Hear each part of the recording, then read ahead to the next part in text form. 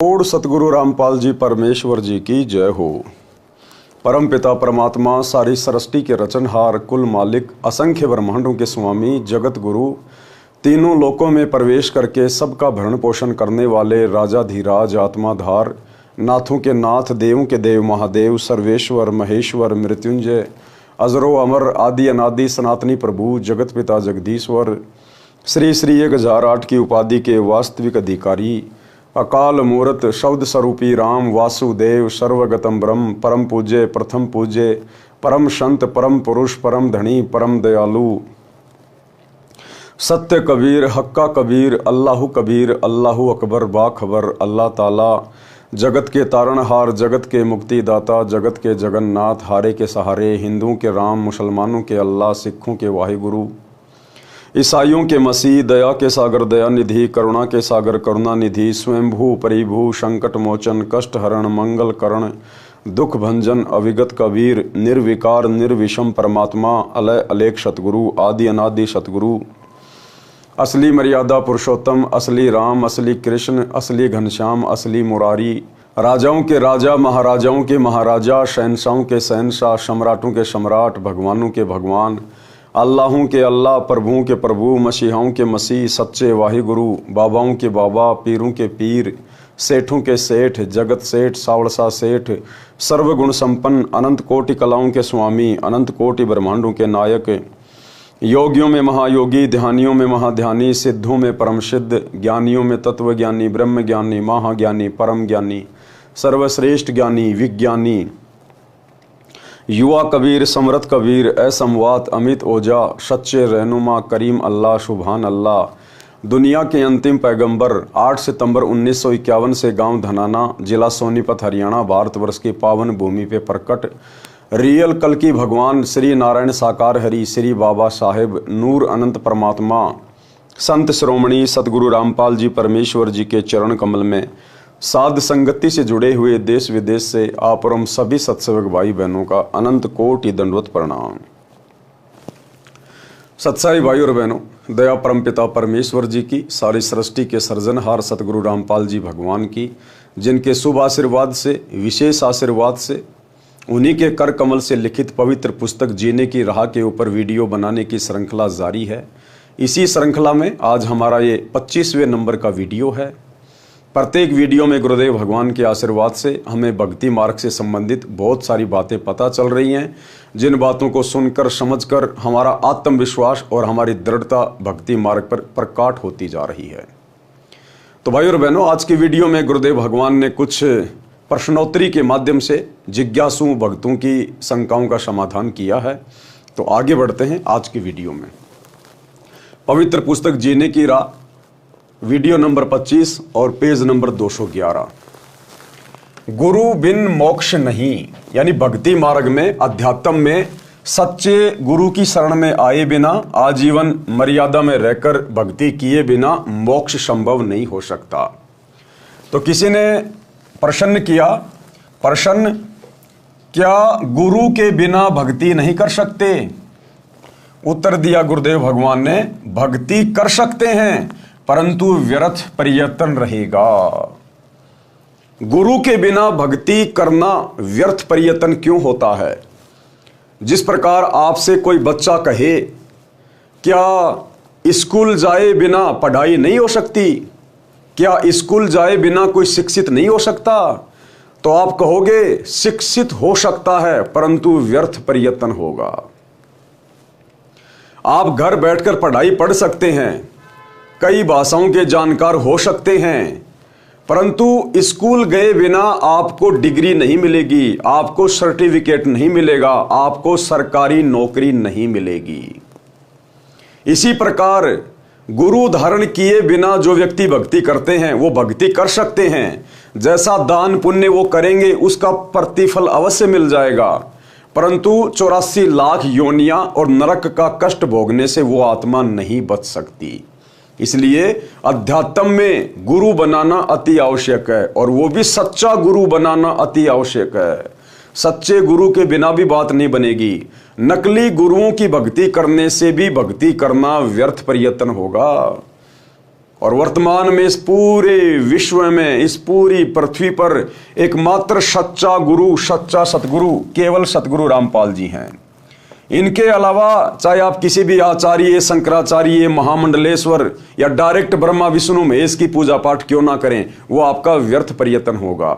84 लाख योनियों में जाकर गधे, कुत्ते, सुअर बनने वाला कष्ट और नरक का कष्ट भोगने से आप जी कदापि नहीं बच सकते। इसलिए गुरु भी सच्चा चाहिए, पूर्ण गुरु चाहिए, जो सर्व धर्मशास्त्रों के आधार से आपको भक्ति प्रदान करता हो। तो वर्तमान में ऐसा सतगुरु पूरे विश्व में केवल एक ही है, क्योंकि एक समय में पूरी पृथ्वी पर केवल एक ही सतगुरु होता है। तो क्या कहा है, क्या गुरु के बिना भक्ति नहीं कर सकते? भक्ति कर सकते हैं, परंतु व्यर्थ प्रयत्न होगा। दूसरा सवाल, कारण बताइए कि व्यर्थ प्रयत्न क्यों होगा? तो गुरुदेव ने उत्तर दिया, परमात्मा का विधान है जो सूक्ष्म वेद में कहा है, कबीर गुरु बिन माला फेरते, गुरु बिन देते दान, गुरु बिन दोनों निष्फल है, चाहे पूछो वेद पुराण। कबीर राम कृष्ण से कौन बड़ा, उन्हों भी गुरु कीन, और 3 लोक के वेदणी, गुरु आगे आधीन। भाई श्री रामचंद्र जी जो त्रेता युग में जन्मे थे, वो तो राजा के बेटे थे।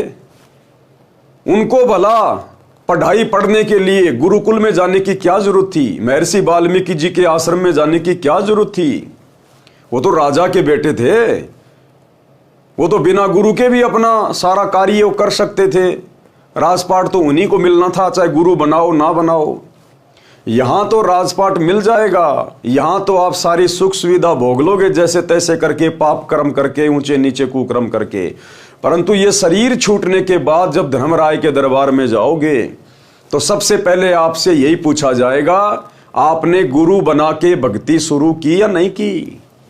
गुरु बनाया तो आपका गुरु कौन था, उसका नाम बताइए। वो अधिकारी था या नहीं था? क्या भक्ति की आपने, क्या भक्ति धन लेके आए? वहां पे ना किसी राजा की चलती, ना किसी उद्योगपति की चलती, ना वहां पर ब्रह्मा विष्णु महेश की चलती। वहां तो जैसा जीव ने कर्म किया है उसको वैसा ही परिणाम मिलता है। इसलिए गुरुदेव भगवान कह रहे हैं कि श्री रामचंद्र जी जो त्रेता युग में आए और द्वापर में श्री कृष्ण जी आए, जिनको आम हिंदू समाज भगवान मानता है, जब उनको भी गुरु धारण करके आध्यात्मिक दीक्षा लेनी पड़ी, उनको भक्ति करनी पड़ी, तो हम 2 कोटि के जीवों की क्या औकात, जो बिना गुरु बनाए हम लोग स्वर्ग में पहुंच जाएंगे, सदा सदा के लिए ऊपर के लोकों में निवास करेंगे या फिर मोक्ष प्राप्त कर लेंगे। ये तो सौपन में भी मत सोचना कभी। तो जब राम और श्री कृष्ण जैसे महापुरुषों ने गुरु धारण किए और भक्ति की, तो वर्तमान के 2 कोटि के कलयुगी जीव की भला क्या औकात। यदि गुरु नहीं बनाया तो सीधा सीधा लक 84 और नरक कुंड में डाला जाएगा। कबीर राम कृष्ण बड़े त्योपुर राजा, 3 गुरु बंद कीन निज काजा। कि श्री राम और श्री कृष्ण जी ने भी गुरु धारण करके फिर अपने सांसारिक कार्य किए, अपने राजपाट के कार्य किए। भावार्थ, गुरु धारण किए बिना यदि नाम जाप की माला फिराते हैं और दान देते हैं, वे दोनों व्यर्थ हैं। यदि आप जी को संदेह हो तो अपने वेदों तथा पुराणों में प्रमाण देख लो। श्रीमद् भगवत गीता 4 वेदों का सारांश है। गीता अध्याय 2 श्लोक 7 में अर्जुन ने कहा कि हे श्री कृष्ण, मैं आपका शिष्य हूं, आपकी शरण में हूं। गीता अध्याय 4 श्लोक 3 में श्री कृष्ण जी में प्रवेश करके काल ब्रह्म ने अर्जुन से कहा कि तू मेरा भगत है। पुराणों में प्रमाण है कि श्री रामचंद्र जी ने ऋषि वशिष्ठ जी से नाम दीक्षा ली थी और अपने घर व राजकाज में गुरु वशिष्ठ जी की आज्ञा लेकर कार्य करते थे। श्री कृष्ण जी ने ऋषि संदीपनी जी से अक्षर ज्ञान प्राप्त किया तथा श्री कृष्ण जी के आध्यात्मिक गुरु श्री दुर्वासा ऋषि जी थे। कबीर परमेश्वर जी हमें समझाना चाहते हैं कि आप जी श्री राम तथा श्री कृष्ण जी से तो किसी को बड़ा अर्थात समर्थ नहीं मानते हो। वे 3 लोक के मालिक थे, उन्होंने भी गुरु बनाकर अपनी भक्ति की, मानव जीवन सार्थक किया। इससे सहज में ज्ञान हो जाना चाहिए कि अन्य व्यक्ति यदि गुरु के बिना भक्ति करता है तो कितना सही है अर्थात व्यर्थ है। अगर श्री राम और श्री कृष्ण जी बिना गुरु बनाए भक्ति करते तो वो भी लक 84 में जाते, गधे कुत्ते सुअर की योनि भोगते। हालांकि भोगना तो उनको फिर भी पड़ेगा, क्योंकि अभी उनके पास में भक्ति धन बहुत ज्यादा है, इसीलिए तो वो ब्रह्मा विष्णु महेश की पोस्ट के ऊपर हैं। परंतु सत भक्ति उन्होंने भी नहीं की। वशिष्ठ गुरु ये सत भक्ति प्रदान करने वाले गुरु नहीं थे। दुर्वासा ऋषि सत भक्ति प्रदान करने वाले गुरु नहीं थे। द्वापर युग में यही कबीर भगवान करुणा में ऋषि के नाम से आए हुए थे, और त्रेता युग में यही कबीर भगवान मुनिंदर ऋषि के रूप में आए थे। तो ना तो श्री रामचंद्र जी ने मुनिंदर जी को अपना गुरु धारण किया था, और ना द्वापर में श्री कृष्ण जी ने करुणा में ऋषि को अपना गुरु धारण किया था। इसलिए ये आत्माएं भी जब इनका भक्ति धन समाप्त होगा, उस समय ये आत्मा भी कर्म आधार से लक 84 में जाएंगी। ये भी गधे कुत्ते सुअर के जन्म प्राप्त करेंगे, और फिर नई भक्ति युक्त आत्माओं को ब्रह्मा विष्णु महेश की पोस्ट पे बैठा दिया जाएगा। ये काल का चक्कर है। गुरु के बिना देखा देखी कही सुनी भक्ति को लोकवेद के अनुसार भक्ति कहते हैं। लोकवेद का अर्थ है किसी क्षेत्र में प्रचलित भक्ति का ज्ञान जो तत्व ज्ञान के विपरीत होता है। लोकवेद के आधार से ये दास संत रामपाल दास, श्री हनुमान जी, बाबा श्याम जी, श्री राम जी, कृष्ण जी, शिव जी तथा देवी देवताओं की भक्ति करता था। यानी स्वयं के लिए कह रहे हैं गुरुदेव भगवान कि जब तक मुझे सच्चा ज्ञान नहीं था, तब तक लोकवेद के आधार से सुनी सुनाई बातों के आधार से श्री राम और श्री कृष्ण और हनुमान जी को परमात्मा मान के मैं भक्ति किया करता था। हालांकि भाई और बहनों, जब आप धीरे धीरे इस ज्ञान में आगे बढ़ोगे, आपको गुरुदेव भगवान की वास्तविक स्थिति समझ में आएगी, तो फिर आप भली बातें जान जाएंगे कि इस प्रकार की बातें केवल परमेश्वर अपने आप को छुपाते हुए, और जो आत्मा राम कृष्ण की काफी लंबे समय से भक्ति कर रहे हैं उनको हिम्मत देने के लिए कि भाई देखो, मैं भी पहले 20 साल 25 साल तक हनुमान जी की भक्ति करता था, खाटू श्याम जी के जाता था, बाबा सालासर के मंदिर में जाता था, लेकिन जब मुझे ज्ञान हुआ तो मैंने सत भक्ति को पकड़ लिया तुरंत। तो इसी प्रकार गुरुदेव भगवान इनको किसी अन्य देवी देवताओं की भक्ति करने की आवश्यकता नहीं है। ये तो समर्थ है, इनसे ऊपर कोई देव नहीं, कोई महादेव नहीं। ये 33 करोड़ देवी देवता भी इन्हीं को आधार मान के अपनी भक्ति करते हैं। 33 कोटि अधारा ध्यावे 88 उतरे बहुजल पारा कट है यम की फांसी। लेकिन यहाँ गुरुदेव भगवान जो भूमिका कर रहे हैं, अपने आप को छुपा कर जो ज्ञान प्रचार कर रहे हैं, उस आधार से वे हमें समझाने के लिए, हमारे को दृढ़ता देने के लिए कि आपने जितने दिन बाबा श्याम की भक्ति की, रामचंद्र जी की, श्री कृष्ण की, शिव जी की, कोई बात नहीं, वो भक्ति भी हमारे साथ में है। हमने कुछ तो सीखा ही है, कुछ तो हमने राम का नाम लिया ही है, वो भी हमारे साथ में है। वो भक्ति करते करते भी हमने जो दान पुण्य किए वो भी फल हमारे साथ में रहेगा। लेकिन अब हमने ज्ञान होने के बाद उन भक्तियों को छोड़ देना है, और जो भक्ति सतगुरु बताएगा हमने उस भक्ति को स्वीकार करना है।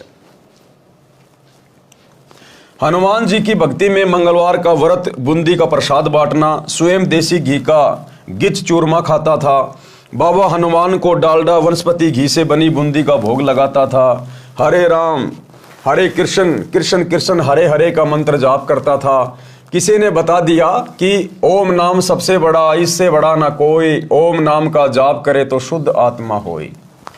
इस कारण से ओम नाम का जाप शुरू कर दिया। ओम नमो शिवाय ये शिव का मंत्र जाप करता था। ओम भगवते वासुदेवाय नमः ये विष्णु जी का जाप करता था। तीर्थों पर जाना, दान करना, वहां स्नान करना, ये भी लोकवेद के आधार से करने जाता था। यानी वर्तमान में जिस प्रकार से आम प्राणी भक्ति से जुड़ा हुआ है, कहीं न कहीं मंदिर में, मस्जिद में, तीर्थों पे व्रत करता है, भिन्न भिन्न प्रकार के नाम जाप करता है, तो हम जीवों की स्थिति को समझाते हुए परमात्मा अपने ऊपर लेकर ये बातें कह रही हैं। एक छोटा सा सत्संग है भाई और बहनों, जिसमें परमात्मा इसी प्रकार की बातें कह रहे हैं, स्वयं के ऊपर लेकर कि हम सब ऐसे ही थे। फिर बाद में गुरुदेव ने बताया हम सब का मतलब है आप लोग। गुरुदेव ने हम सब में अपने आप को शामिल नहीं किया। गुरुदेव ने कहा कि यहां पर हम सब का मतलब है आप आत्माओं के लिए है ये शब्द। गुरुदेव ने तो ऐसा बोलना पड़ता हमें समझाने के लिए, लेकिन असल में ये शब्द आप और हम आत्माओं के लिए होता है। सुनिए छोटा सा सत्संग। सतलोक के बारे में आज तक जो जानकारी हमें प्राप्त हुई है,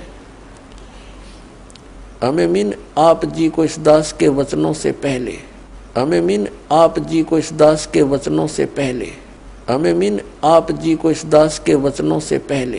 तो भाई और बहनों, जहां जहां गुरुदेव भगवान भक्ति समझाने के लिए अपने आप को शामिल करते हैं कि मैं ऐसे भक्ति करता था, ऐसे मंदिरों में जाता था, ये करता था, वो करता था, भले परमात्मा ने वो लीला की, लेकिन ये असल में उन देवी देवताओं की भक्ति नहीं करते थे। ये तो परमेश्वर है, ये तो भक्ति और मुक्ति के दाता हैं। अरे राम कृष्ण ब्रह्मा विष्णु महेश को इनकी भक्ति करने की आवश्यकता है, ना कि ये परमात्मा किसी की भक्ति करता है। तो भाई और बहनों, ये ज्ञान आधार से जैसे जैसे हम भक्ति मार्ग पे आगे बढ़ेंगे, हमें सतगुरुदेव भगवान की स्थिति समझ में आती चली जाएगी।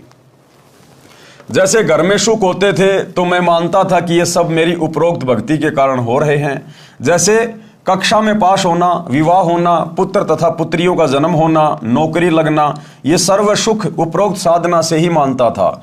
कबीर परमेश्वर जी ने सूक्ष्म वेद में कहा है, कबीर पीछे लागया जाऊं था मैं लोक वेद के साथ, और रास्ते में सतगुरु मिले दीपक दीन्या हाथ। भावार्थ है कि साधक लोकवेद अर्थात दंत कथा के आधार से भक्ति कर रहा था, उस शास्त्र विरुद्ध साधना के मार्ग पर चल रहा था। रास्ते में अर्थात भक्ति मार्ग में एक दिन तत्वदर्शी संत मिल गए। उन्होंने शास्त्र विधि अनुसार शास्त्र प्रमाणित साधना रूपी दीपक दे दिया, अर्थात सत्य शास्त्र अनुकूल साधना का ज्ञान कराया, तो जीवन नष्ट होने से बच गया। सतगुरु द्वारा बताए तत्व ज्ञान की रोशनी में पता चला कि मैं गलत भक्ति कर रहा था। श्रीमद् भगवद गीता अध्याय 16 श्लोक 23 व 24 में कहा है कि शास्त्र विधि को त्याग कर जो साधक मनमाना आचरण करते हैं उनको न तो सुख होता है, न सिद्धि प्राप्त होती है, और न ही गति अर्थात मोक्ष की प्राप्ति होती है, अर्थात व्यर्थ साधना है। फिर गीता अध्याय 16 श्लोक 24 में कहा है कि अर्जुन, इससे तेरे लिए कर्तव्य और अकर्तव्य की व्यवस्था में शास्त्र ही प्रमाण है।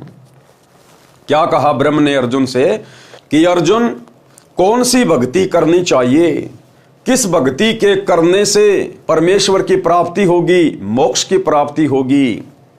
इन बातों का निर्णय किसी की सुनाई सुनाई बातों के आधार से मत करना, लोक वेद के आधार से मत करना, किसी के पहनावे को देख के, आडंबर को देख के, किसी मंदिर मस्जिद में जाके ये सब करके नहीं देखना होता। भक्ति क्या सही है, क्या गलत है, भक्ति के आधार हैं शास्त्र, और सबसे पुरातन शास्त्र हैं चारों वेद और श्रीमद् भगवद गीता।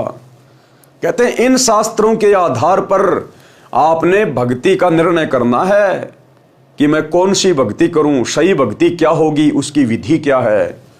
फिर जब हम इन शास्त्रों को पढ़ेंगे तो उसके बाद हमें गीता अध्याय 4 श्लोक 34 में पता चलेगा, जिसमें काल ब्रह्म गीता ज्ञान देने वाला ये भगवान ब्रह्म अर्जुन से कह रहा है कि अगर तुझे सनातन परम धाम की प्राप्ति करनी है, जहां जाने के बाद भगत कभी लौटकर इस संसार में वापस नहीं आता, गधा कुत्ता शुअर नहीं बनता, नरक का कष्ट नहीं भोगता, सदा सदा के लिए परमेश्वर के अमर लोक में चला जाता, सतलोक में चला जाता है, जहां जाने के बाद साधक की कभी मृत्यु नहीं होती, कभी बुढ़ापा नहीं आता, कोई काम नहीं करना पड़ता, सारे सुख वहां पर अखंड हैं।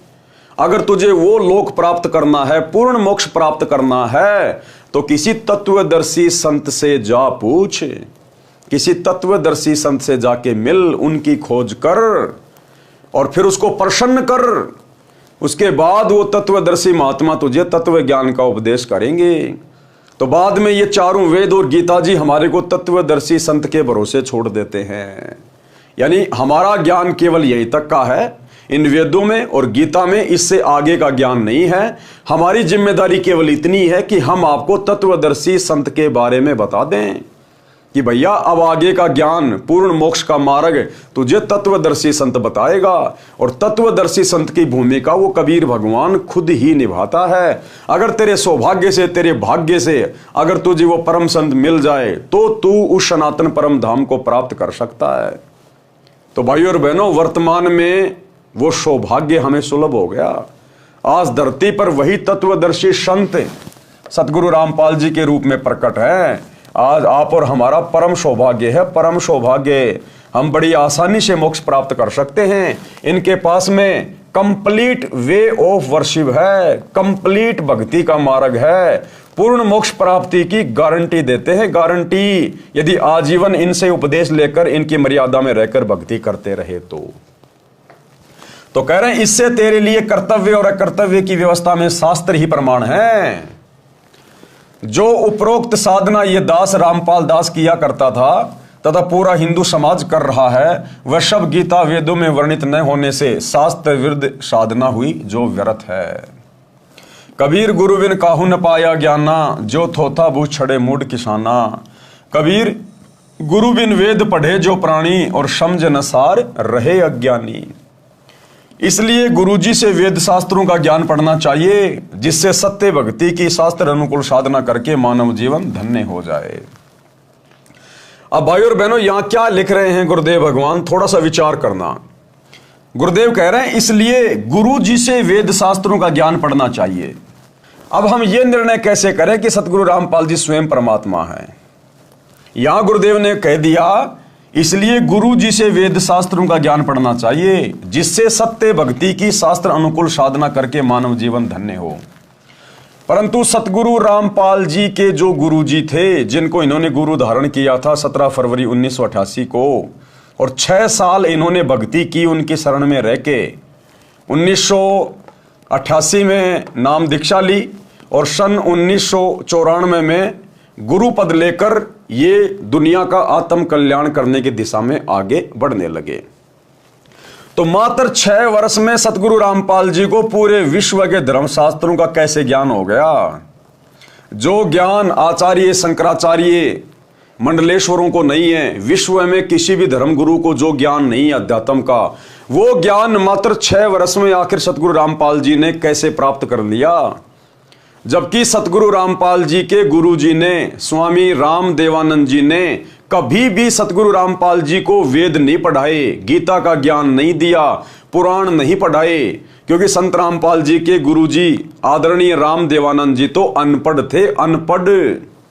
वो तो संस्कृत जानते भी नहीं थे, उन्होंने तो कभी गीता वेद उठाकर भी नहीं देखे। फिर भला सतगुरु रामपाल जी ने गीता वेद कुरान पुराण कहां से पढ़े, किससे पढ़े, जो आज पूरे विश्व को शास्त्र पढ़ा रहे हैं, ज्ञान दे रहे हैं? इसलिए भाई और बहनों, यहां यह सिद्ध होता है कि सतगुरु रामपाल जी स्वयं परमात्मा हैं, परमेश्वर हैं, ये जगत गुरु हैं। और इन्होंने केवल 1951 में गांव धनाना में प्रकट होने की एक लीला की, और उसके बाद जैसे वो समय आया, पिछली पीढ़ी का भक्ति युग आया, तो परमेश्वर ने विधिवत जो कबीर सागर में 650 साल पहले धर्मदास जी के माध्यम से लिखवाया था कि 12वें पंथ हम ही चल आवें और सब पंथों को मिटाकर एक पंथ चलावें। तो 17 फरवरी 1988 को आदरणीय गरीबदास जी के 12वें पंथ में सतगुरु रामपाल जी ने आदरणीय राम देवानंद जी को अपना मुंह बोला गुरु बनाकर प्रवेश किया, और सन 1994 में अपना यथार्थ 13वां कबीर पंथ चलाया। अन्यथा सतगुरु रामपाल जी के गुरु जी तो अनपढ़ थे, उन्होंने कभी भी सतगुरु रामपाल जी को या अपने किसी भी शिष्य को वेद शास्त्र गीता कुरान पुराण नहीं पढ़ाई। फिर भला सतगुरु रामपाल जी ने कहां से पढ़ ली, जो आज पूरे विश्व को ज्ञान दे रहे हैं? इसलिए भाई और बहनों, जो जगत गुरु होता है उसको किसी से ज्ञान लेकर आगे ज्ञान देने की जरूरत नहीं पड़ती। यदि भगवान ही किसी से ज्ञान लेकर आगे ज्ञान प्रचार करेगा तो फिर वो भगवान कहां हुआ, वो जगत गुरु कहां हुआ? इसलिए परमेश्वर जी ने किसी से वेद शास्त्र गीता कुरान पुराण नहीं पढ़े। ये तो इनको उत्पन्न करने वाले हैं, ये तो इनको लिखने वाले हैं, लिखवाने वाले हैं। परमेश्वर को किसी भाषा को पढ़ने की आवश्यकता नहीं होती। वो तो 84 लाख योनियों में जितने भी जीव जंतु हैं, सूक्ष्म हैं, उन सब की भाषा जानता है परमात्मा। मन की भाषा को जानता है परमात्मा। हमारे मन में उठने वाले विचारों से पहले परमात्मा जान जाता है कि हमारे मन में क्या विचार उठेंगे, लाख जन्म बाद हमारे मन में क्या विचार उठेंगे, वो भी सतगुरु जानता है। इसलिए जगत गुरु को किसी से ज्ञान लेकर आगे ज्ञान देने की जरूरत नहीं पड़ती। इसलिए सतगुरु रामपाल जी स्वयं कबीर भगवान हैं। पूर्ण गुरु के वचन की शक्ति से भक्ति होती है। क्या कह रहे हैं परमात्मा कि जो पूरा गुरु होता है ना, सच्चा गुरु, उसके वचन की शक्ति से भक्ति होती है। यानी परमात्मा अपना आशीर्वाद देके शुरुआत में भगत को उपदेश देके उसके अंदर भक्ति प्रवेश करते हैं, और सदा उनका आशीर्वाद बना रहता है जब तक भगत मर्यादा में रहता है। अन्यथा यहां काल भक्ति नहीं करने देगा। कोई सोच भी मत लेना कि हम ये सत भक्ति कर सकते हैं। अगर एक क्षण के लिए परमात्मा आपसे दूर हो जाए, आप ये सत भक्ति नहीं कर सकते। इसलिए गुरुदेव कह रहे हैं कि पूर्ण गुरु के वचन की शक्ति से भक्ति होती है। उदाहरण, गुरु जी से दीक्षा लेकर भक्ति करना लाभदायक है, बिना गुरु के भक्ति करने से कोई लाभ नहीं होता। उदाहरण, एक राजा की रानी बहुत धार्मिक थी। उसने परमेश्वर कबीर जी से गुरु दीक्षा ले रखी थी। वह प्रतिदिन गुरु दर्शन के लिए जाया करती थी। राजा को यह अच्छा नहीं लगता था, राजा को यह सब अच्छा नहीं लगता था, परंतु वह अपनी पत्नी को वहां जाने से रोक नहीं पा रहा था। कारण, एक तो वह उस बड़े शक्तिशाली राजा की लड़की थी, दूसरे वह अपनी पत्नी को प्रसन्न देखना चाहता था। एक दिन राजा ने अपनी पत्नी से कहा कि आप नाराज न हो तो बात कहूं। रानी ने कहा कहो। राजा ने कहा कि आप अपने गुरु के पास जाती हैं, भक्ति तो गुरु के बिना भी हो सकती है। रानी ने कहा कि गुरुजी ने बताया है कि गुरु के बिना भक्ति करना व्यर्थ है। राजा ने कहा कि मैं तेरे साथ कल तेरे गुरुजी से मिलूंगा, उनसे ये बात स्पष्ट करूंगा। राजा ने संत जी से प्रश्न किया कि आप जनता को मूर्ख बना रहे हो कि गुरु बिन भक्ति नहीं होती, क्यों भक्ति सफल नहीं होती? नाम मंत्र जाप करने होते हैं, एक दूसरे से पूछकर जाप कर लें, पर्याप्त है। संत ने कहा, राजन आपकी बात में दम है, मैं आपके राज दरबार में आऊंगा, वहां इस बात का उत्तर दूंगा। निश्चित दिन को संत जी राजा के दरबार में गए। राजा सिंहासन पर विराजमान था, आसपास सिपाही खड़े थे। संत के बैठने के लिए अलग से कुर्सी रखी थी। संत ने जाते ही आसपास खड़े सिपाहियों से राजा की ओर हाथ करके कहा कि इसे गिरफ्तार कर लो, क्योंकि संत ने राजा के सवाल का जवाब देना था कि बिना गुरु के भक्ति क्यों नहीं हो सकती। तो अच्छा सा समय देखकर वो संत जी राजा के दरबार में गए कि यहां तो ये मेरा माथा खाएगा, ये समझ नहीं पाएगा, तो इसको इसी के राज दरबार में आके समझाऊंगा। अब संत जी ने एक दिन राजा को समय दे दिया कि फला फला दिन मैं आपके राज दरबार में आऊंगा आपके सवाल का जवाब देने के लिए। राजा बड़ा प्रसन्न हुआ। निश्चित समय पर संत जी राज दरबार में पहुंच गए और वहां जो सिपाही खड़े थे, सैनिक खड़े थे, उनसे संत जी ने कहा राजा की तरफ उंगली करके कि सैनिकों, इस राजा को गिरफ्तार कर लो। अब वो एक संत के कहने से भला सैनिक राजा को कैसे गिरफ्तार कर लेंगे? तो सैनिक टस से मस भी नहीं हुए। संत ने फिर कहा कि सैनिकों, तुमने सुना नहीं, राजा को गिरफ्तार कर लो, मेरा आदेश है। उसके बावजूद भी वो सैनिक टस से मस नहीं हुए। उसके बाद राजा ने सोचा कि लगता है संत का दिमाग फिर गया, ये मेरा राज्य हड़पना चाहता है, ये कोई प्लानिंग करके तो नहीं आया है। तो राजा ने भी वही शब्द कहे उन सैनिकों से कि सैनिकों, इस बाबा जी को पकड़ लो।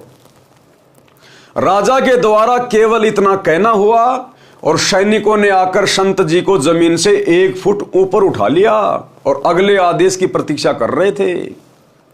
उसी समय संत जी ने कहा कि राजा, दरबार में आए हुए अतिथि का इस प्रकार से निरादर थोड़ी करवाते हैं।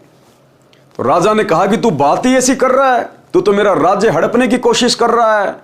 तो संत जी ने कहा कि मैं तो तेरे राज्य के ऊपर थूकना भी पसंद नहीं करता, थूकना भी। अगर मुझे यही सब कुछ चाहिए होता तो मैं साधु बन के भक्ति नहीं करता। तो बोला फिर क्यों कर रहे थे सब कुछ? बोला पहले मेरे को जमीन पे तो टेक मेरे पैर। तो राजा ने आदेश दिया सैनिकों छोड़ दो। सैनिकों ने छोड़ दिया। उसने कहा कि मैं तेरे सवाल का जवाब दे रहा था, जो तूने मुझसे आके पूछा था ना कि बिना गुरु के भक्ति क्यों नहीं हो सकती, मैं तेरे सवाल का जवाब दे रहा था। तो राजा ने कहा कि यह कैसा जवाब था? बोला यही जवाब था। बोला राजन, जो शब्द मैंने कहे तेरे सैनिकों से कि सैनिकों राजा को पकड़ लो, ये टस से मस भी नहीं हुए, और वही शब्द राजा जी आपने कहे कि सैनिकों साधु को पकड़ लो, इन्होंने तुरंत मेरे को पकड़ लिया। यहां आपके वचन में शक्ति है, क्योंकि आप यहां के राजा हैं, महाराजा हैं।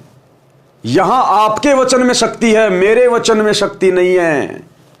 और बेटा जब बात आएगी भक्ति मार्ग की, अध्यात्म की, जब धर्मराज के दरबार में खड़े होंगे, वहां हिसाब किताब हो रहा होगा, बेटा वहां पर तेरी राजागिरी नहीं चलेगी। तू तो लाइन में खड़ा होगा नंगा होके, वहां पर संत की चलेगी। वहां पर गुरु की चलेगी, वहां तेरी नहीं चलेगी। तो राजा को सारी बात तुरंत समझ में आ गई। उसी समय चरणों में गिर गया और नाम दीक्षा ली। निश्चित दिन को संत जी राजा के दरबार में गए। राजा सिंहासन पर विराजमान था। आसपास सिपाही खड़े थे। संत के बैठने के लिए अलग से कुर्सी रखी थी। संत ने जाते ही आसपास खड़े सिपाहियों से राजा की ओर हाथ करके कहा कि इसे गिरफ्तार कर लो। सिपाही टस से मस नहीं हुए। संत ने लगातार 3 बार ये वाक्य आदेश दोहराया कि इसे गिरफ्तार कर लो, परंतु राजा को सिपाहियों ने गिरफ्तार नहीं किया। राजा को संत पर क्रोध आया कि यह कमबख्त मेरी पत्नी को इसलिए बहका रहा था कि इसके राज्य को प्राप्त कर लूं। राजा ने एक बार कहा कि सिपाहियों इसे गिरफ्तार कर लो। राजा के हाथ का संत की ओर संकेत था। उसी समय सिपाहियों ने संत को गिरफ्तार कर लिया। संत ने कहा, हे राजन, आप घर पर बुलाकर संत का अनादर कर रहे हो, यह अच्छी बात नहीं है। राजा ने कहा, आप ये क्या बकवास कर रहे थे, मुझे गिरफ्तार करने का आदेश दे रहे थे। संत ने कहा, मैं आपके उस प्रश्न का उत्तर दे रहा था कि गुरु से दीक्षा लेकर भक्ति करना क्यों लाभदायक है। मुझे छुड़ाओ तो मैं आपको उत्तर दूं। राजा ने सिपाहियों से कहा कि छोड़ दो। सिपाहियों ने संत को छोड़ दिया।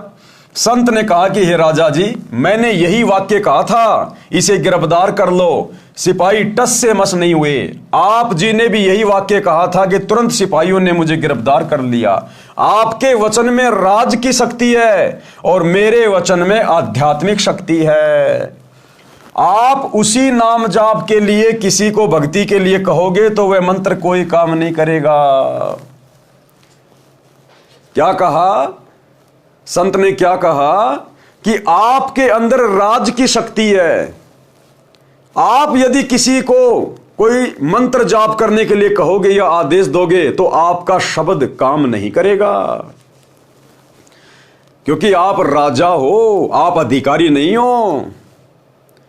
जिस प्रकार मैं राज का अधिकारी नहीं हूं, मेरे पास में राज शक्ति नहीं है, मैं राजा नहीं हूं, इसलिए मैंने जो शब्द कहे राजपाट से संबंधित, जो राजा लोगों को शोभा देता है कि इसे पकड़ लो, इसे छोड़ दो, इसे जेल में डाल दो, मैंने वही शब्द कहे थे। तेरे सिपाहियों ने सुने भी नहीं और तूने कहे तुरंत मुझे उठा लिया, क्योंकि तेरे पास में राज की शक्ति है।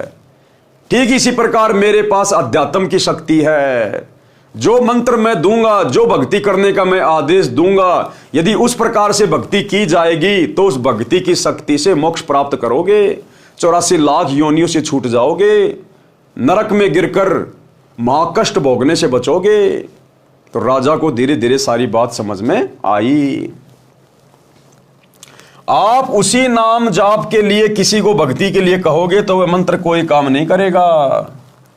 मैं वही नाम जाप करने को कहूंगा, वह तुरंत प्रभाव से क्रियावान होगा। इसलिए पूर्ण संत से दीक्षा लेने से साधक में तुरंत आध्यात्मिक प्रक्रिया शुरू हो जाती है। उसकी आत्मा में भक्ति का अंकुर निकल आता है। सूक्ष्म वेद में कहा है कि सतगुरु पशु मानुष कर डारे और सिद्धि देकर ब्रह्म विचारे। भावार्थ, सतगुरु पहले मनुष्य को सत्संग सुना सुना कर नेक इंसान बनाते हैं, सर्व बुराइयों को छुड़वाते हैं, फिर अपनी भक्ति की सिद्धि अर्थात शक्ति शिष्य के अंतःकरण में शब्द से प्रवेश करके ब्रह्म अर्थात परमात्मा की साधना करने के लिए विचार प्रबल करते हैं, जिससे साधक की रुचि भक्ति में दिनों दिन बढ़ती है। फिर वह देवता बन जाता है। कबीर जी ने कहा है कि कबीर बलिहारी गुरु अपना, घड़ी घड़ी 100 बार, और मानुष से देवता किया करत न लाई बार। इसलिए कहा है कि कबीर गुरु बिन माला फेरते, गुरु बिन देते दान, गुरु बिन दोनों निष्फल है, चाहे पूछो वेद पुराण। योग यज्ञ तप दान करावे और गुरु विमुख फल कभी नहीं पावे। भावार्थ, गुरु बिन नाम जाप की माला फिराते हैं या दान देते हैं, वह व्यर्थ है। ये वेदों तथा पुराणों में भी प्रमाण है। फिर अंतिम चौपाई का भावार्थ है कि यदि दीक्षा लेकर फिर गुरु को छोड़कर उन्हीं मंत्रों का जाप करता रहे तथा यज्ञ हवन दान भी करता रहे, वह भी व्यर्थ है, उसको कोई लाभ नहीं होगा। कबीर ताते सतगुरु शरणा लीजे, कपट भाव सब दूर करीजे। अन्य प्रमाण, कबीर गर्भ योगेश्वर गुरु बिना करते हरि की सेव, कहे कबीर बैकुंठ से फेर दिया सुखदेव। राजा जनक गुरु किया, फिर कीनी हर की सेव, कहे कबीर बैकुंठ में चले गए सुखदेव। सुखदेव ऋषि भी ऐसे ही बिना गुरु धारण किए मनमानी भक्ति करता था, और जब वो स्वर्ग में विष्णु जी के लोक में रहने के लिए गया तो वहां से उसको वापस निकाल दिया कि तूने तो कोई अधिकारी गुरु धारण ही नहीं कर रखा, बिना गुरु के तुझे यहां नहीं रहने दिया जा सकता। ये तो तू केवल तेरे पिछले जन्मों की भक्ति की शक्ति के कारण, तेरी जो बैटरी चार्ज है उस कारण से तू अफलातून बन के घूम रहा है। अगर तूने अधिकारी गुरु को धारण करके भक्ति नहीं करी तो अगला जन्म तेरा लक 84 में है। भावार्थ, ऋषि वेदव्यास जी के पुत्र सुखदेव जी अपने पूर्व जन्म की भक्ति की शक्ति से उड़कर स्वर्ग में चले जाते थे। एक दिन वे श्री विष्णु जी के लोक में बने स्वर्ग में प्रवेश करने लगे। वहां के कर्मचारियों ने ऋषि सुखदेव जी से स्वर्ग द्वार पर पूछा कि ऋषि जी अपने पूज्य गुरु जी का नाम बताओ। सुखदेव जी ने कहा कि गुरु की क्या आवश्यकता है, अन्य गुरु धारण करके यहां आए हैं, मेरे में स्वयं इतनी शक्ति है कि मैं बिना गुरु के आ गया हूं। द्वारपालों ने बताया, ऋषि जी ये आपकी पूर्व जन्म में संग्रह की हुई भक्ति की शक्ति है, यदि फिर से गुरु धारण करके भक्ति नहीं करोगे तो पूर्व की भक्ति कुछ ही दिन चलेगी, आपका मानव जीवन नष्ट हो जाएगा। जैसे गुरुदेव भगवान ने उदाहरण दिया कि आपने पिछली साल बहुत ज्यादा मेहनत करी और आपने गेहूं का बीज बोया खेत में और आपने 20 क्विंटल गेहूं तैयार कर लिया, अपने घर पे लाके आपने पटक दिए और आप मजे से खा रहे हो सह परिवार। अब की बार आप जी गेहूं की फसल बीज नहीं रहे और आप कह रहे हो नहीं नहीं मेरे घर में किस चीज की कमी है, मेरे पे तो खूब अनाज पड़ा हुआ है, मैं तो ठाट बाट से खाऊंगा। अरे भैया, वर्तमान में जो अनाज आप खा रहे हो ना, ये तो आपने पिछली बार गेहूं बोकर मेहनत करके अर्जित किए थे, जो अब आप आराम से परिवार के साथ में खा रहे हो। अगर अब की बार फिर से गेहूं की फसल नहीं की तो अगले साल क्या खाओगे? पिछले जन्म की कमाई, पिछले साल की कमाई तो अब की बार खा रहा है, और अब की बार भक्ति नहीं करी तो अगली बार क्या खाओगे? पूरा परिवार भूखा मरेगा। तो विष्णु जी के द्वारपालों ने श्री सुखदेव जी से कहा कि ऋषि जी, आप जो स्वर्ग में उड़ के आ जाते हो पृथ्वी लोक से, यह आपके पिछले जन्म की भक्ति की शक्ति है। अगर वर्तमान में भक्ति नहीं करोगे सच्चा गुरु धारण करके, अधिकारी गुरु धारण करके, तो बैटरी डिस्चार्ज हो जाएगी और अगले जन्म में गधे बन के घूमोगे, गधे बन के। एक और उदाहरण दिया गुरुदेव ने। उदाहरण के लिए, वर्तमान में इन्वर्टर की बैटरी को चार्जर लगाकर चार्ज कर रखा है, यदि चार्जर हटा दिया जाए तो भी इन्वर्टर अपना कार्य करता रहेगा, क्योंकि उसमें ऊर्जा संग्रह हो चुकी है। कुछ समय पश्चात वह सर्व कार्य करना छोड़ देता है, न ट्यूब जलेगी न पंखा चलेगा, उसको फिर से चार्ज करना अनिवार्य है। उसके लिए चार्जर चाहिए। चार्जर गुरु जानो, बिजली परमेश्वर जानो। ऋषि सुखदेव में अपनी सिद्धि का अभिमान था, वह नहीं माना। बात भगवान विष्णु जी तक पहुंच गई। श्री विष्णु जी ने भी यह बात कही कि ऋषि जी पहले आप गुरु बनाओ फिर यहां आओ। सुखदेव जी ने कहा, भगवान पृथ्वी लोक पर मेरे समान कोई नहीं है, न कोई ढंग का गुरु है, कृपया आप ही बताइए कि मैं किसको गुरु बनाऊं। श्री विष्णु जी ने बताया कि आप राजा जनक को गुरु बनाओ। ये कहकर श्री विष्णु जी अपने महल में चले गए। सुखदेव ऋषि वापस पृथ्वी पर आए, राजा जनक से दीक्षा लेकर उनके बताए भक्ति मंत्रों का जाप किया, तब ऋषि सुखदेव जी को स्वर्ग में रहने दिया। इसलिए गुरु बनाकर भक्ति करने से सफलता संभव है, बिना गुरु भक्ति दान आदि आदि करना व्यर्थ है। अरे सुखदेव ऋषि, जिसने द्वापर युग में स्वर्ग से आकर और पांडवों के अंतिम वंशज राजा परीक्षित को कथा सुनाई और उनकी आत्मा को विमान में बैठा के स्वर्ग में ले गया, बैकुंठ में लेकर गया, उस सुखदेव ऋषि को भी जब तक उसने अधिकारी गुरु धारण नहीं किया तब तक विष्णु जी ने अपने लोक में प्रवेश नहीं करने दिया। फिर आप और हमारे जैसे आम 2 कोटि के जीवों की क्या औकात? यदि हमने शत भक्ति नहीं करी तो हमें मोक्ष प्राप्त हो जाएगा, सीधे 84 में ठोके जाएंगे, सीधे नरक में। गुरु पूरा हो, झूठे गुरु से कोई लाभ नहीं होता। प्रश्न किया, पूरे गुरु की क्या पहचान है? हम तो जिस भी संत से ज्ञान सुनते हैं वह पूर्ण सतगुरु ही लगता है। तो गुरुदेव ने उत्तर दिया, सूक्ष्म वेद में गुरु के लक्षण बताए हैं। क्या लक्षण? गरीब सतगुरु के लक्षण कहूं, मधुरे बैन विनोद, 4 वेद 6 शास्त्र कहे 18 बोध। संत गरीबदास जी गांव छुडानी जिला झज्जर हरियाणा वाले को परमेश्वर कबीर जी मिले थे। उनकी आत्मा को ऊपर अपने सतलोक में सनातन परम धाम में लेकर गए थे। ऊपर के सर्व लोकों का अवलोकन कराकर वापस पृथ्वी पर छोड़ा था। उनको संपूर्ण अध्यात्म ज्ञान बताया था। उनका ज्ञान योग परमेश्वर कबीर जी ने खोल रखा था। उसके आधार से संत गरीबदास जी ने गुरु की पहचान बताई है कि जो सच्चा गुरु अर्थात सतगुरु होगा वह ऐसा ज्ञान बताता है कि उसके वचन आत्मा को आनंदित कर देते हैं, बहुत मधुर लगते हैं, क्योंकि वे सत्य पर आधारित होते हैं। भाइयों और बहनों, जब आप सतगुरु रामपाल जी के मुख कमल से इनके सत्संग सुनना शुरू करोगे, उसके बाद आपकी आत्मा में जो असीम शांति, जो असीम आनंद उत्पन्न होगा, उसकी कोई सीमा नहीं होगी, कोई भी सीमा। कारण है कि सतगुरु 4 वेदों तथा सर्व शास्त्रों का ज्ञान विस्तार से कहता है। यही प्रमाण परमेश्वर कबीर जी ने सूक्ष्म वेद में कबीर सागर के अध्याय जीव धर्म बोध में पृष्ठ 1960 पर दिया है। गुरु के लक्षण 4 बखाना, प्रथम वेद शास्त्र को जाना। यानी जो सच्चा गुरु होगा, सतगुरु होगा, वो संपूर्ण धर्म शास्त्रों का ज्ञाता होगा। केवल हिंदू धर्म के नहीं, केवल मुसलमान धर्म के नहीं, जैन या ईसाई धर्म के नहीं, पूरे विश्व में जितने भी धर्म ग्रंथ हैं उन सभी का वो पूर्णतया जानकार होगा, ज्ञाता होगा, जो सच्चा सतगुरु होगा। गुरु के लक्षण 4 बखाना, प्रथम वेद शास्त्र को ज्ञाना। दूजे हरि भक्ति मन कर्म वाणी। दूसरा वो खुद एक भगत की भूमिका करके जो भक्ति अपने शिष्यों को देगा, वो भक्ति वो स्वयं भी मन कर्म वचन से करेगा, स्वयं भी। दूजे हरि भक्ति मन कर्म वाणी। तीजे समदृष्टि कर जानी। तीसरा उसका लक्षण ये होगा कि वो पक्षपात नहीं करेगा, कोई छुआछात नहीं करेगा, भेदभाव नहीं करेगा, किसी भी जाति का, किसी भी धर्म का, काला गोरा ठिगना, लंबा मोटा पतला, जैसा भी व्यक्ति होगा, साधक होगा, भगत होगा, वो सबको समान दृष्टि से देखेगा, सभी को समान ज्ञान देगा, सभी को उपदेश देगा।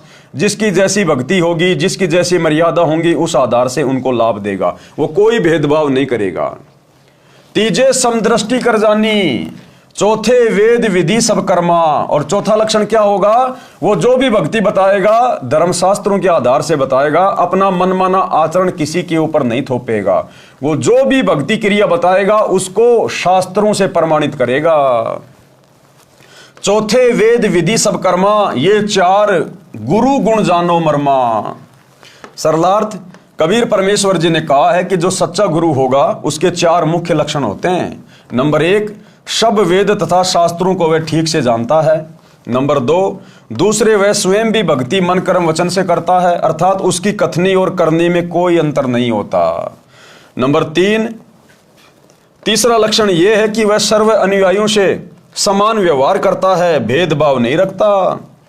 चौथा लक्षण यह है कि वह सर्व भक्ति कर्म वेदों, 4 वेद जो सभी जानते हैं, ऋग्वेद, यजुर्वेद, सामवेद, अथर्ववेद तथा 5वां वेद सूक्ष्म वेद है, इन सर्व वेदों के अनुसार करता और करवाता है।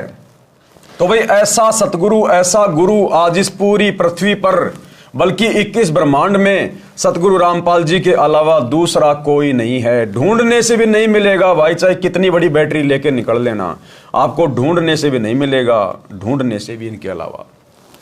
वेदों यानी 4 वेदों, ऋग्वेद, यजुर्वेद, सामवेद तथा अथर्ववेद में केवल ओम यह एक नाम है जाप करने का। प्रमाण यजुर्वेद अध्याय 40 मंत्र 15 तथा 17 में। मंत्र 15 में कहा है कि ओम नाम का सुमरण कार्य करते करते करो, विशेष तड़प के साथ करो, मनुष्य जीवन का परम कर्तव्य मानकर सुमरण करो। ओम का जाप मृत्यु पर्यंत करने से इतना अमृतत्व प्राप्त हो जाएगा जितना ओम के सुमरण से होता है। यजुर्वेद अध्याय 40 मंत्र 15 में कहा है।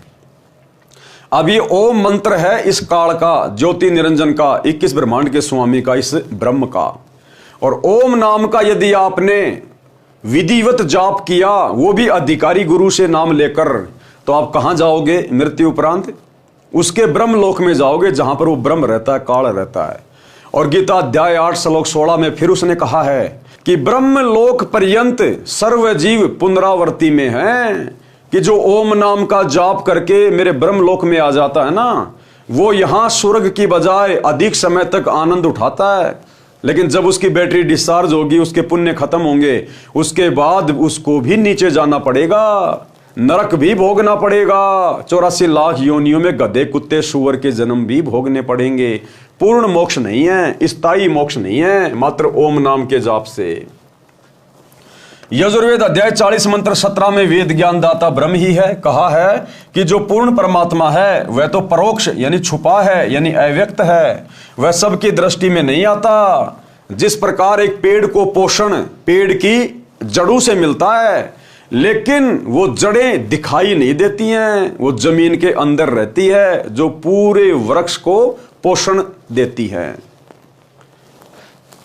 कहा है कि जो पूर्ण परमात्मा है वह तो परोक्ष यानी छुपा है, यानी अव्यक्त है, वह सबकी दृष्टि में नहीं आता। उसकी जानकारी यजुर्वेद अध्याय 40 मंत्र 10 में बताई है कि उसका यथार्थ ज्ञान तत्वदर्शी संत ही जानते हैं, उनसे सुनो।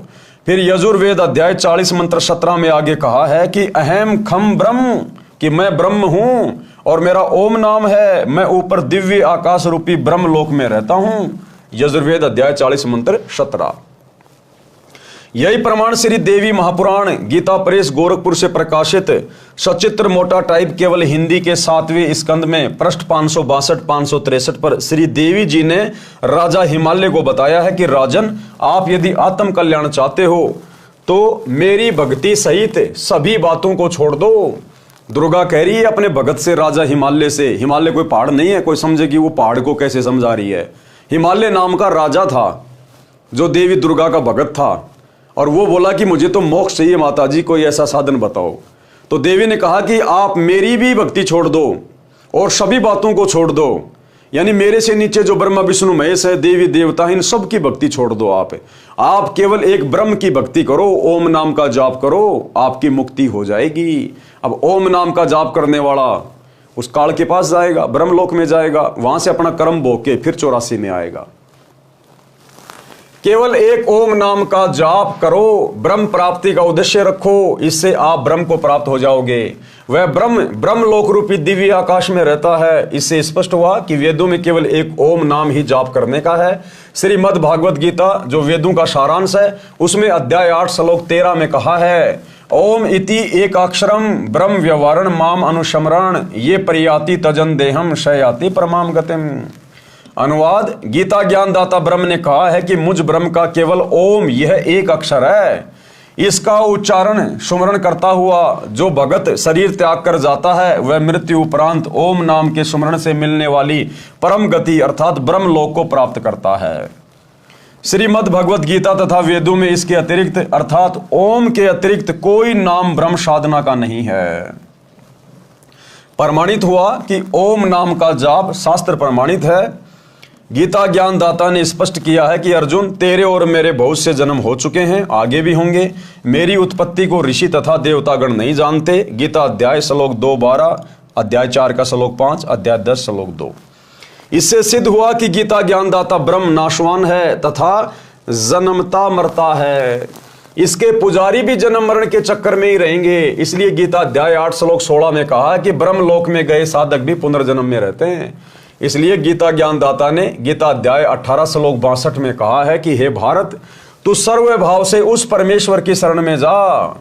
फिर गीता अध्याय 18 श्लोक 62 में कहा है कि तू सर्वभाव से उस परमेश्वर की शरण में जा, यानी अपने से अन्य किसी और की तरफ संकेत कर रहा है कि तू सर्वभाव से उस परमेश्वर की शरण में जा, जिसकी शरण में जाने के बाद साधक लौटकर संसार में वापस नहीं आता। इसलिए गीता ज्ञानदाता ने यानी ब्रह्म ने गीता अध्याय 18 श्लोक 62 में कहा है कि हे भारत, तू सर्वभाव से उस परमेश्वर की शरण में जा, उस परमेश्वर की कृपा से ही तू परम शांति तथा सनातन परम धाम अर्थात सत्य लोक को प्राप्त होगा। तो यहां पर भाइयों और बहनों बहुत ही विचारणीय विषय है। लोग गीता ज्ञानदाता चाहे श्री कृष्ण को मानते हैं, चाहे श्री विष्णु जी को मानते हैं, चाहे इस काल को मानते हैं। वैसे तो गुरुदेव ने स्पष्ट कर दिया कि इस ब्रह्म ने यानी काल ने श्री कृष्ण जी में भूत की तरह प्रवेश करके पूरा गीता का ज्ञान बोला। लेकिन चलो कोई बात नहीं, जो व्यक्ति कहता कि श्री कृष्ण जी ने गीता का ज्ञान दिया है और श्री कृष्ण जी की भक्ति कर रहा है, तो गीता अध्याय 18 श्लोक 62 उन भाई बहनों को विचार करना चाहिए। तुम्हारा श्री कृष्ण भगवान हाथ खड़े कर रहा है कि अर्जुन, पूर्ण मोक्ष प्राप्त करवाना मेरे बस की बात नहीं है, तू उस परमेश्वर की शरण में जा। यानी अपने से अन्य किसी और की शरण में जाने के लिए कह रहा है। तो श्री कृष्ण जी कहां पे परमात्मा हुआ, कहां पूर्ण भगवान हुआ, जो अपने से अन्य किसी और की शरण में जाने को अर्जुन को कह रहा है कि अगर तुझे परम धाम चाहिए, सतलोक जाना है, पूर्ण मोक्ष प्राप्त करना है, तो तू सर्वभाव से उस परमेश्वर की शरण में जा। यदि कोई मानता है कि श्री विष्णु जी ने गीता का ज्ञान दिया है, तो भैया गीता अध्याय 18 श्लोक 62 में आपके विष्णु ने भी हाथ खड़े कर दिए कि तू सर्वभाव से उस परमेश्वर की शरण में जा। और गीता ज्ञान देने वाला ये काल है, ये ब्रह्म है, और ये वैसे ही हाथ खड़े कर रहा है कि तू उस परमेश्वर की शरण में जा। हे भारत, तू सर्वभाव से उस परमेश्वर की शरण में जा। उस परमेश्वर की कृपा से ही तू परम शांति तथा सनातन परम धाम अर्थात सतलोक को प्राप्त होगा।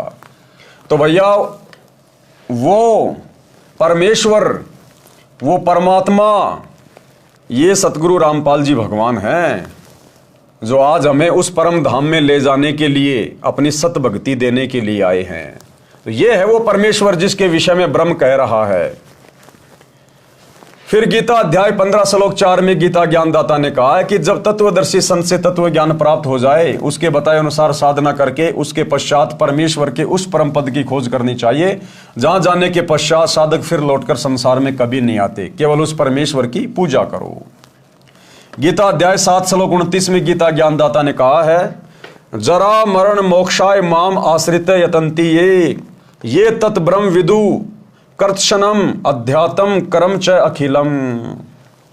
भावार्थ, गीता ज्ञानदाता ने बताया है कि जो मेरे बताए ज्ञान पर आश्रित होकर अर्थात मेरे कहे अनुसार तत्वदर्शी संतों से तत्व ज्ञान जान लेते हैं, जो जरा अर्थात व्यर्धावस्था तथा मृत्यु के कष्ट से मोक्ष प्राप्त करने के लिए प्रयत्न करते हैं, संसार की किसी कीमती वस्तु की इच्छा भक्ति के प्रतिफल में नहीं करते हैं, वे तत् ब्रह्म विदु उस ब्रह्म को, संपूर्ण अध्यात्म को और सर्व कर्मों को जानते हैं। इसीलिए तो गुरु जी कहते हैं कि जब लग भक्ति सह कामना तब लग निष्फल सेव, कहे कबीर वे क्यों मिले निष्कामी निज देव। कि आप मेरी भक्ति भी कर रहे हो, उपदेश भी ले लिया, और आपके अंदर सांसारिक इच्छाएं उमड़ उमड़ के जागृत हो रही हैं कि गुरुजी एक प्लाट बन जाए, गुरुजी बेटा नौकरी लग जाए, गुरुजी छोरा इंटरव्यू में पास हो जाए, गुरुजी मेरे पोता हो जाए, मेरे दोहती हो जाए, दोहता हो जाए। तो गुरुजी कह रहे हैं जब तक भक्ति सह कामना, यानी भक्ति भी कर रहे हो और मन में तुम्हारे कामना भी है, इच्छा भी है इस काल के लोक की, यहां की वस्तुओं की, तब लग निष्फल से, तब तक तुम्हारी भक्ति बेकार है। और कहे कबीर वे क्यों मिले निष्कामी निज देव, वो तो निष्काम भक्ति से प्राप्त होता है। तो काल भी यही बोल रहा है कि जब वो तत्वदर्शी संत आपको प्राप्त हो जाए, उसकी भक्ति मिल जाए, उसके बाद संसार की किसी कीमती वस्तु की इच्छा भक्ति के प्रतिफल में जो नहीं करते हैं, और जो केवल बुढ़ापे के और मृत्यु के कष्ट से बचने के लिए भक्ति करते हैं कि भगवान दोबारा से कभी ये मनुष्य जन्म ना मिले, 84 में ना जाएं, हमें तो मोक्ष प्रदान कर दो, कहते हैं वही आत्माएं भक्ति कर पाएंगी, वही आत्माएं मोक्ष प्राप्त कर पाएंगी। अर्जुन ने गीता अध्याय 8 श्लोक 1 में पूछा कि तत्ब्रह्म क्या है। इसका उत्तर गीता ज्ञानदाता ने गीता अध्याय 8 के श्लोक 3 में दिया है। कहा है कि वह परम अक्षर ब्रह्म है। कौन? परम अक्षर ब्रह्म, सतलोक का राजा, ये कबीर भगवान। गीता अध्याय 8 श्लोक 5 तथा 7 में तो गीता ज्ञानदाता ने अपनी भक्ति करने को कहा है और विश्वास दिलाया है कि मेरी भक्ति से मुझे प्राप्त होगा, मेरी भक्ति से जन्म मरण कर्म चक्कर बना रहेगा, युद्ध भी करना पड़ेगा, परम शांति नहीं हो सकती। कौन कह रहा है? काल कह रहा है। फिर गीता ज्ञानदाता ने तुरंत गीता अध्याय 8 श्लोक 8, 9, 10 में कहा है कि तत् ब्रह्म अर्थात परम अक्षर ब्रह्म की भक्ति करने वाला उस सच्चिदानंद घन ब्रह्म अर्थात मेरे से दूसरे दिव्य परमेश्वर को प्राप्त होगा। इसी प्रकार परम अक्षर ब्रह्म की महिमा गीता अध्याय 15 श्लोक 17 में बताई है। गीता अध्याय 15 श्लोक 16 में 2 पुरुष बताए हैं। एक क्षर पुरुष, ये गीता ज्ञानदाता है जिसका 21 ब्रह्मांड का क्षेत्र है, ये गीता ज्ञानदाता ब्रह्म है। दूसरा अक्षर पुरुष बताया है जिसका 7 संग ब्रह्मांड का क्षेत्र है। ये दोनों नाशवान बताए हैं अर्थात इनकी भी जन्म और मृत्यु होती है, इनके लोकों में सर्व जीव भी नाशवान बताए हैं। गीता अध्याय 15 श्लोक 17 में बताया है कि उत्तम पुरुष है तू अन्य, यानी इन दोनों से उत्तम भगवान तो कोई अन्य ही है। उत्तम पुरुष है तू अन्य परमात्मा इति उदाहरत है, जिसको परमात्मा कहते हैं, भगवान कहते हैं। ये लोक त्रिरम अवश्य विवर्ती अवय ईश्वर। अनुवाद, उत्तम पुरुष यानी पुरुषोत्तम अर्थात परम अक्षर ब्रह्म तो ऊपर वर्णित क्षर पुरुष तथा अक्षर पुरुष से अन्य है, जो परमात्मा कहा जाता है, जो तीनों लोकों में यानी क्षर पुरुष के 21 ब्रह्मांडों के क्षेत्र वाला लोक, और दूसरा अक्षर पुरुष के 7 संख ब्रह्मांडों वाला लोक, और तीसरा ऊपर के 4 लोक शतलोक, अलख लोक, अगम लोक तथा अनामी लोक। इस प्रकार बने तीनों लोकों में प्रवेश करके सबका धारण पोषण करता है, वह वास्तव में अविनाशी परमेश्वर है। गीता अध्याय 17 श्लोक 23 में इस परम अक्षर ब्रह्म की प्राप्ति के मंत्र बताए हैं। ओम तत् सत इति निर्देश ब्रह्मण त्रिविध समर्थ, यानी उस पूर्ण परमात्मा की प्राप्ति के सुमरण करने के ये 3 मंत्र हैं, ओम तत् और सत। ओम तो सीधा सीधा है, ये तत् सांकेतिक है। सतगुरु रामपाल जी बताएंगे कि वो तत् क्या है। ये तत् तो केवल संकेत है। इस तत् में 2 मंत्र हैं जो केवल सतगुरु रामपाल जी देते हैं, और सत इसके अंदर 3 मंत्र हैं जिसको सारनाम कहा जाता है, जो केवल सतगुरु रामपाल जी के पास उपलब्ध है, विश्व में और किसी के पास नहीं है। ओम तत् सत इति निर्देश ब्रह्मण त्रिविध समर्थ, ब्राह्मणा तेन वेदा यज्ञा च विहिता पुरा। ब्रह्मण सच्चिदानंद घन ब्रह्म अर्थात परम अक्षर ब्रह्म की भक्ति की साधना के अर्थात परमेश्वर के उस परम पद को प्राप्त करने के मंत्र बताए हैं, जहां जाने के पश्चात भगत फिर लौटकर संसार में कभी नहीं आते, जहां परम शांति को प्राप्त होते हैं, जो सनातन परम धाम है। ओम ये ब्रह्म अर्थात क्षर पुरुष का मंत्र है जो प्रत्यक्ष है। दूसरा है तत्, ये अक्षर पुरुष का जाप मंत्र है, ये मंत्र सांकेतिक है। वास्तविक मंत्र सूक्ष्म वेद में बताया है, ये मंत्र दीक्षा के समय दीक्षार्थी को सार्वजनिक किया जाता है, अन्य को नहीं बताया जाता। और तीसरा है सत्य, यह परम अक्षर पुरुष की साधना का मंत्र है, यह भी सांकेतिक है, दीक्षार्थी को दीक्षा के समय बताया जाता है। यथार्थ मंत्र सूक्ष्म वेद में लिखा है, यही प्रमाण सामवेद के मंत्र संख्या 822 में भी है कि 3 नाम के जाप से पूर्ण मोक्ष प्राप्त होता है। संख्या नंबर 822 सामवेद उतारचिक अध्याय 3 खंड नंबर 5 श्लोक नंबर 8 संत रामपाल दास द्वारा भाषा भाषे। तो ये वो मंत्र है भाइयों और बहनों। अब दास को तो इतना संस्कृत आती नहीं है, आप जी देख लेना।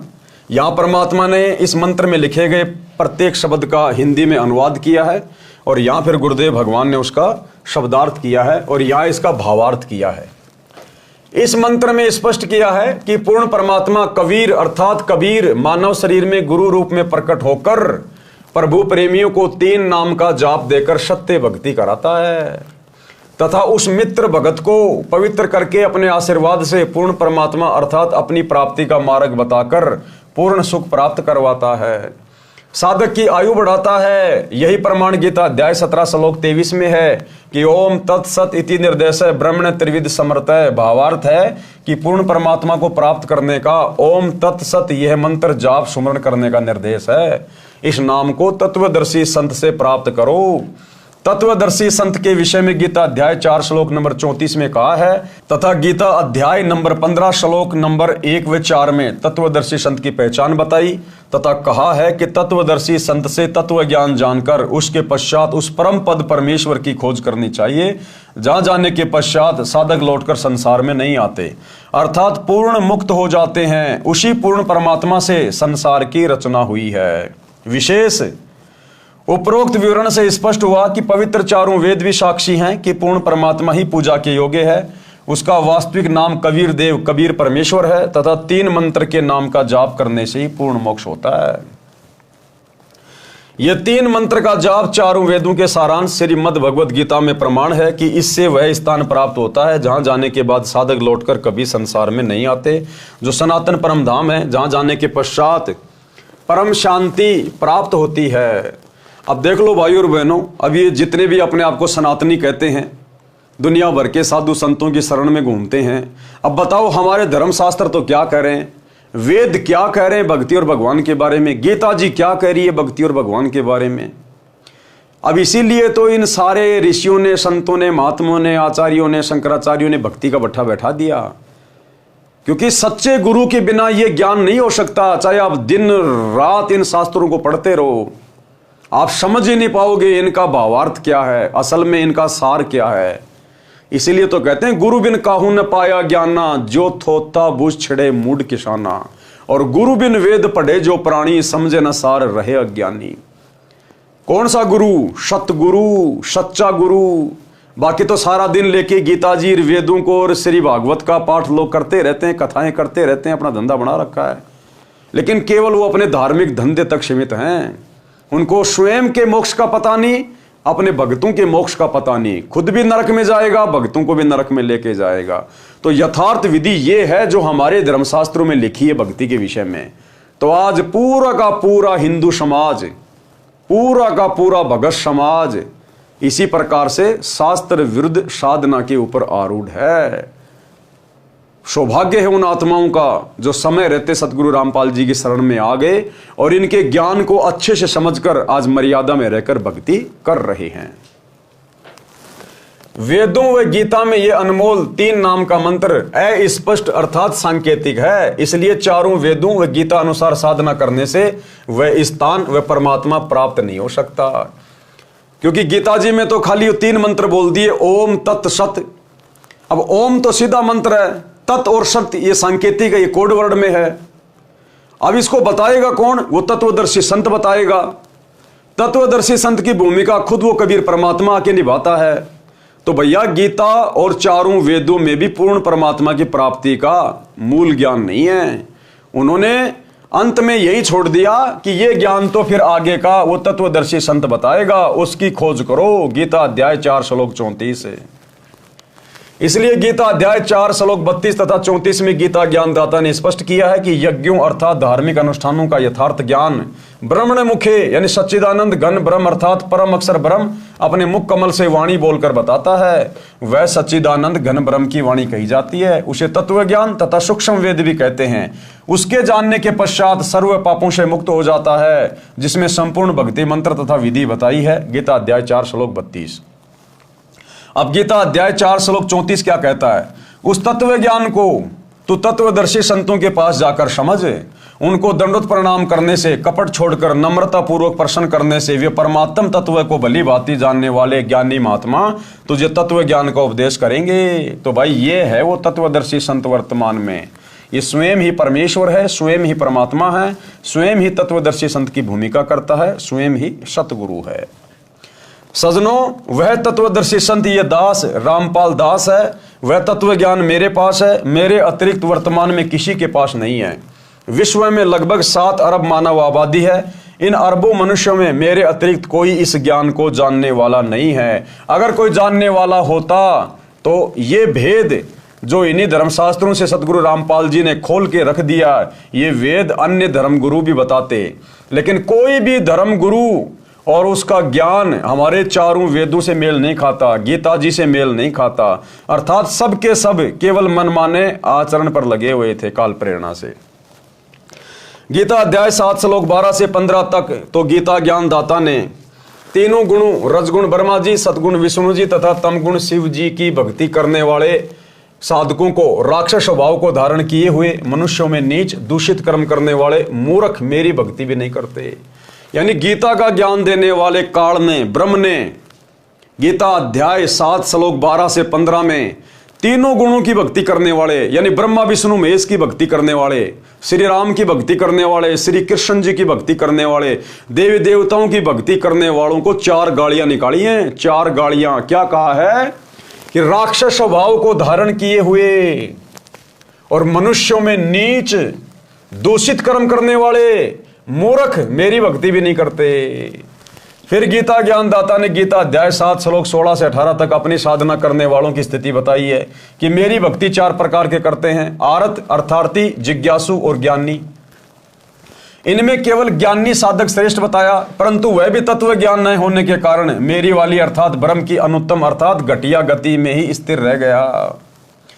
गीता अध्याय 7 श्लोक 19 में गीता ज्ञानदाता ने कहा है कि मेरी पूजा भी जन्म जन्मांतरों के अंत के जन्म में कोई ज्ञानी आत्मा ठीक से करता है। अन्यथा अन्य उपासना में ही लगे रहते हैं। ये बताने वाला महात्मा तो बहुत दुर्लभ है कि केवल वासुदेव अर्थात सर्वगतम ब्रह्म ही सब कुछ है। उसी की भक्ति करने से परम शांति प्राप्त होती है और उसी की भक्ति से सनातन परम धाम प्राप्त होता है। उसी की भक्ति से वह परम पद प्राप्त होता है जहां जाने के पश्चात साधक फिर लौटकर संसार में कभी नहीं आते।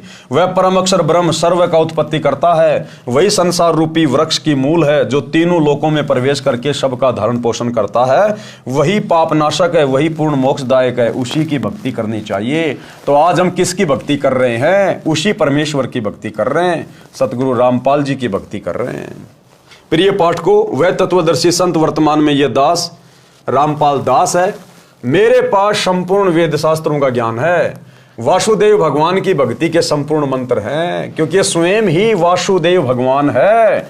वासुदेव का मतलब होता है जिसका वास, जिसकी उपस्थिति सब जगह हो, उसको कहते हैं वासुदेव। जिसकी शक्ति, जिसकी ऊर्जा सर्व ब्रह्मांडों में हर जगह हो, उसको कहते हैं वासुदेव। और क्या करें गुरुदेव? मेरे पास संपूर्ण वेद शास्त्रों का ज्ञान है।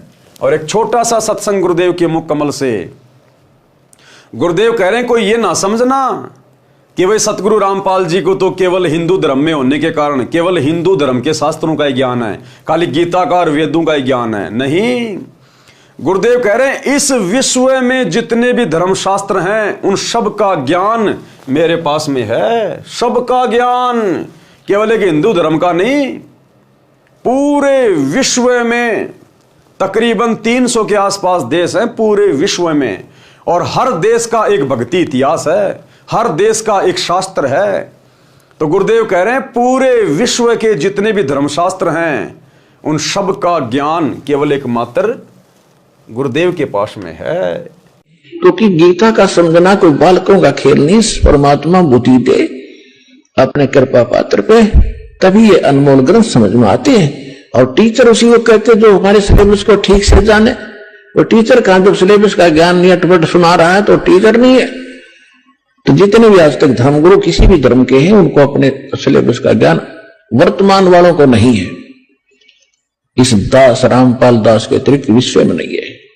ये कद्दे समझ था।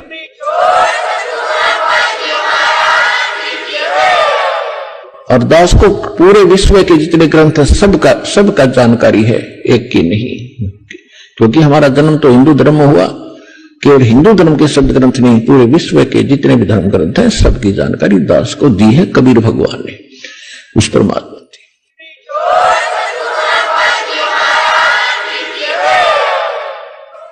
तो सोचिए भाई और बहनों, कौन है गुरुदेव? वासुदेव।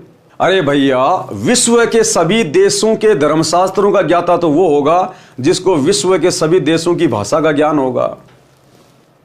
तो सतगुरु रामपाल जी के द्वारा इतनी बड़ी बात कहना कि इस दास को विश्व के सभी धर्मशास्त्रों का ज्ञान है, इसका मतलब ये कौन है जो पूरे विश्व की भाषा जानता है, सर्व देशों की भाषा जानता है? ये परमात्मा है, अपने आप को छुपा के बैठा हुआ है। तो भाई और बहनों, ये मौका मत चूको। जब आप इनकी शरण में आओगे धीरे धीरे आप इनको पहचानना शुरू कर दोगे। ये परमेश्वर अपनी लीला कर रहा है, एक आम व्यक्ति की तरह, आम संत की तरह भूमिका कर रहा है। ये काल को भी धोखा देके और अपनी आत्माओं तक ये ज्ञान पहुंचाता है। जब ठीक का समय आएगा, आने वाले दिनों में पूरे विश्व को पता चलेगा कि एकमात्र वासुदेव परम अक्षर ब्रह्म पूर्ण ब्रह्म परमेश्वर कौन है। सतगुरु रामपाल जी के अलावा किसी को अन्य में परमात्मा नजर नहीं आएगा। और ये ज्यादा दिन की बात नहीं है, 2028 के बाद पूरी दुनिया इनके चरणों में नतमस्तक हो जाएगी। क्योंकि 2028 युग परिवर्तन का समय है। उसके बाद जितने भी प्राणी बचेंगे इस पृथ्वी पर महाविनाश के बाद, वो सब इनके चरणों में आकर भक्ति करेंगे। अर्थात इनसे उपदेश लेके अपने अपने घर बैठ के भक्ति करेंगे। वो इन्हीं के दिशा निर्देशन में पूरे विश्व का शासन संचालित होगा। तो उस समय सबको पता चल जाएगा। लेकिन भाई और बहनों, वो समय आए, उस समय आप अपनी दुर्गति कराओगे, अपने परिवार की दुर्गति कराओगे। क्या पता आप उस समय बच पाओ ना बच पाए, आपका परिवार बचे ना बचे। तो उससे पहले समय रहते यदि आपके पास ये संदेश पहुंच रहे हैं, सतगुरु रामपाल जी का कोई सत्संग मिल रहा है, पहुंच रहा है, कोई पुस्तक पहुंच रही है, तो उसको ध्यान से पढ़ना शुरू कर दो, सत्संग सुनना शुरू कर दो और अतिशीघ्र महीने 2 महीने में ज्ञान को समझकर उपदेश लेकर अपना और अपने परिवार का कल्याण कराओ, नहीं तो आने वाले समय में दुर्गति के अलावा कुछ भी हाथ नहीं लगेगा। तो भाई और बहनों, आज के वीडियो में हम केवल इतना ही रखेंगे। कल रात्रि 8 बजे आगे की वीडियो में बढ़ेंगे। सभी भाई बहन लाइव जुड़िए। तब तक गुरुदेव भगवान हम सबको आज्ञा दें, इजाजत दें, सद्बुद्धि दें, आशीर्वाद दें। बंदी छोड़ सतगुरु रामपाल जी भगवान की जय हो।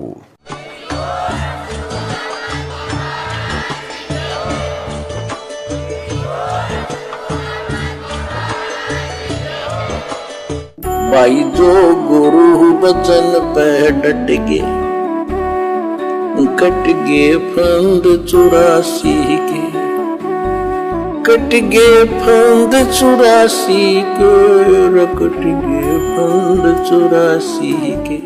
भाई जो गुरु बचन पे डट गे, कट गे फंद 84 के, कट गे फंद 84 के, कट गे फंद 84 के।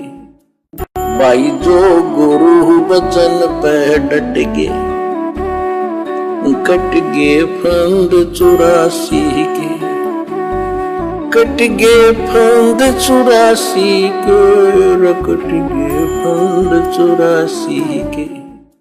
भाई जो गुरु बचन पे डट गे, कट गे फंद 84 के, कट गे फंद 84 के, कट गे फंद 84 के।